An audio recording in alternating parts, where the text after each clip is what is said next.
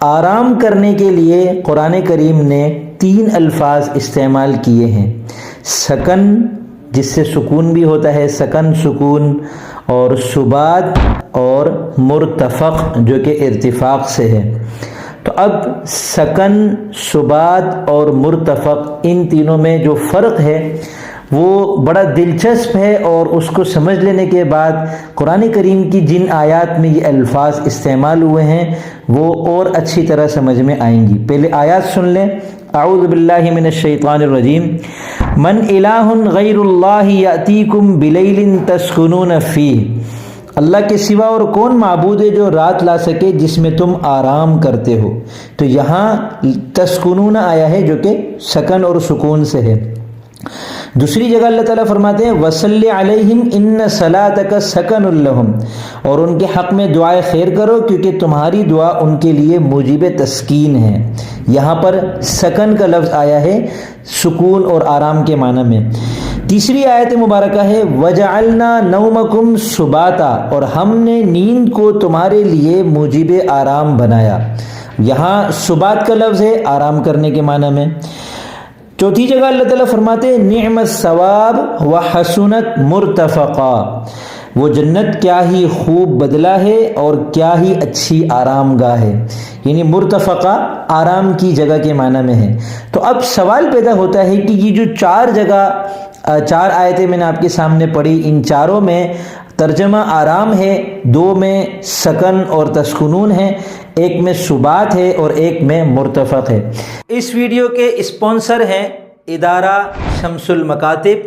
یہ ادارہ ہے جہاں الحمدللہ مختلف قسم کے شارٹ کورسز کروائے جاتے ہیں، اور اس کے علاوہ آن لائن کسی کو اگر تجوید کے ساتھ قرآن کریم پڑھنا ہو، ناظرہ قرآن کریم پڑھنا ہو، قاعدہ پڑھنا ہو، یا قرآن کریم حفظ کرنا ہو، یا قرآن کریم کو پکا کرنا ہو، گردانیں کرنی ہو، یا پھر آن لائن درسی نظامی کرنا ہو، درسی نظامی کی کوئی ایک کتاب یا کچھ کتابیں ترتیب وار پڑھنی ہو، تو الحمدللہ اس ادارے کے اندر ایسے اساتذہ موجود ہیں جو آن لائن یہ خدمات انجام دے رہے ہیں۔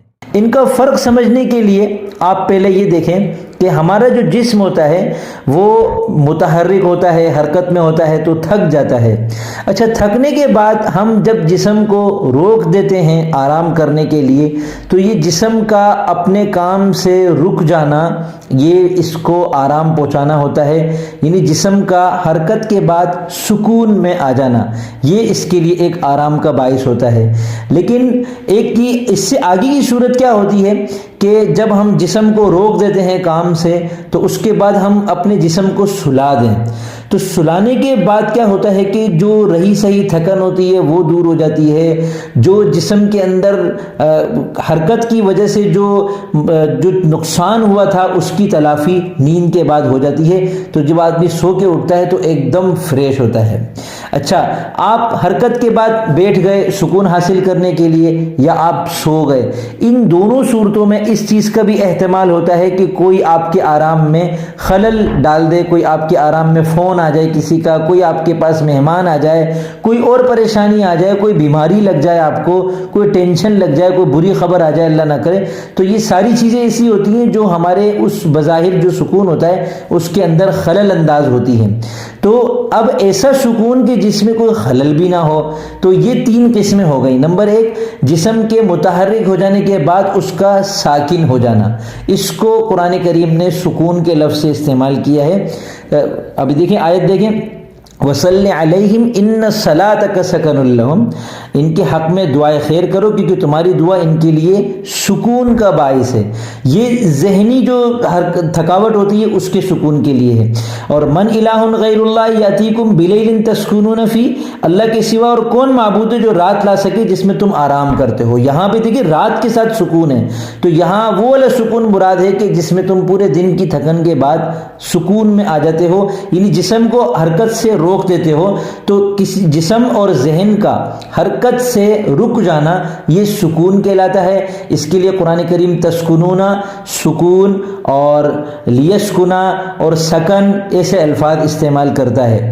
اب اگر اس سکون حاصل کرنے کے بعد آپ سو بھی جائیں اور اس کے بعد آپ کو راحت اور آرام راحت حاصل ہو جائے تو اس کے لیے قرآن کریم سبات کا لفظ استعمال کرتا ہے جو کہ اگلا درجہ ہے اور جو سونے سے حاصل ہوتا ہے. وجعلنا نومکم سباتا, تمہارے لیے نیند کو آرام کا ذریعہ بنا. یعنی جب تم جسم کو روک کر سکون حاصل کرتے ہو رات میں, اس کے بعد جب تم سو جاتے ہو تو سونے کے بعد جو سکون حاصل ہوتا ہے یہ وہ سکون ہوتا ہے کہ جو راحت والا ہوتا ہے, جس کے بعد راحت ہوتی ہے. تو محض جسمانی اور ذہنی سکون کے لیے سکن کا لفظ ہے, تسکنون کا لفظ ہے, اور جس سکون کے بعد انسان کو راحت اور آرام بھی حاصل ہو جائے, راحت حاصل ہو جائے, اس کے لیے سبات کا لفظ ہے.